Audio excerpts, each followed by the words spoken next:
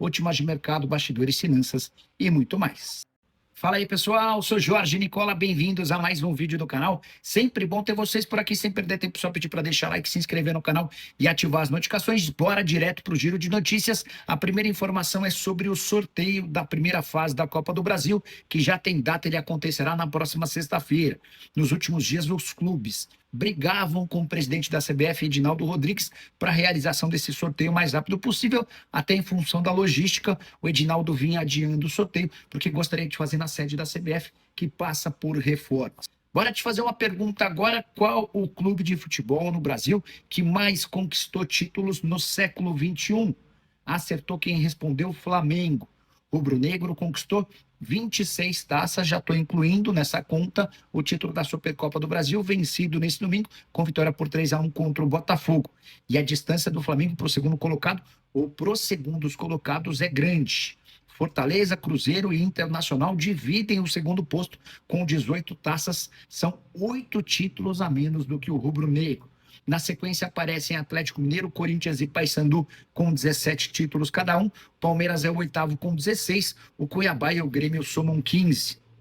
Torcedores do São Paulo e Santos podem estar se perguntando quantos títulos seus times conquistaram nesse período. Foram 12 taças, que colocam a dupla Sansão na 15ª colocação entre os times que mais venceram no Brasil ao longo do século XXI. Hora de falar sobre o Vasco da Gama, que tomou um chapéu do Benfica por Bruma. O atacante de 30 anos de idade, que havia se acertado com o Vasco durante o fim de semana, vai jogar no Benfica. O Vasco foi comunicado da decisão do Braga, que é dono dos direitos econômicos do Bruma, nessa segunda-feira. O interesse do Benfica não é novo. Já existia uma conversa, mas a partir do momento em que o Vasco fechou o acordo por 6 milhões de euros, o Benfica cobriu esse valor e passou a negociar com o Bruma, oferecendo condições melhores. O Benfica também usou a questão emocional e também de calendário para fazer com que o Bruma continuasse em Portugal. É que pelo Benfica ele vai ter a chance, por exemplo, de jogar a Liga dos Campeões e de brigar pelo título do Campeonato Português.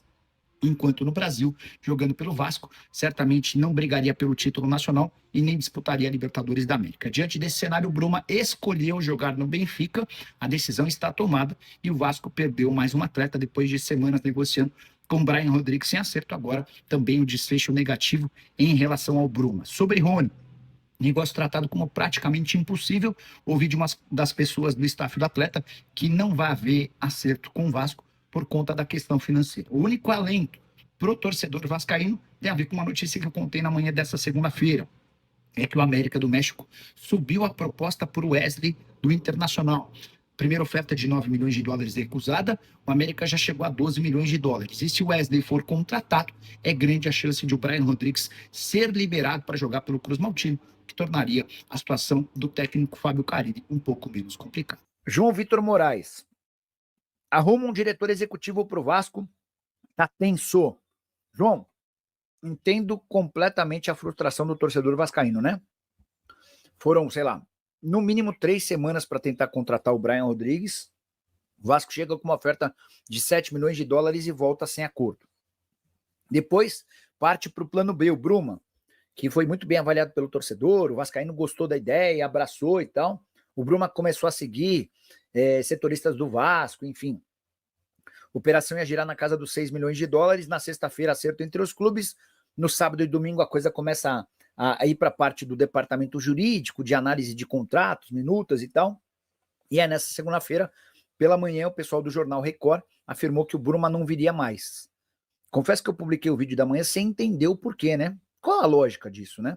E aí depois à tarde veio a explicação. O Benfica entrou na parada, igualou a oferta do Vasco pro Braga e fez com que o Braga entendesse que a permanência em Portugal, num time que disputa a Champions, o Benfica pega o Mônaco agora no mata-mata, e que briga pelo título do Campeonato Português, lhe daria mais evidência do que vir ao Brasil para jogar no Vasco. O Bruma concordou e assim foi mais um jogador que o Vasco tentou e não conseguiu. Se o trabalho do Marcelo Santana não é bem avaliado, isso também passa pela questão financeira, há pouco dinheiro na mesa, né? Mas aí tem uma coisa que pode servir de alento para o vascaíno. Eu estava fazendo uma live e aí uma pessoa do staff do Wesley ex-atacante do Palmeiras, do Cruzeiro, que hoje joga no Inter, me contou que o América do México aumentou a proposta pelo atacante. A primeira oferta de 9 milhões de dólares foi recusada pelo Inter. O América sinaliza agora com 12 milhões de dólares. E existe a chance de um acordo entre as partes por conta dessas cifras. E aí existe a chance de um acordo por 12 milhões de dólares. O Inter é dono de 50% dos direitos econômicos, o Palmeiras é dono de outros 50%. O Palmeiras fica com metade do dinheiro, o Internacional fica com outra metade. Por que eu estava falando que o Vasco pode se beneficiar? Porque quando o América procura o Wesley, o América procura um substituto para o Brian Rodrigues. Tá? Então, a partir daí pode dar coisa boa para o Vascaíno. Quais são os times interessados no Rollraiser no Brasil?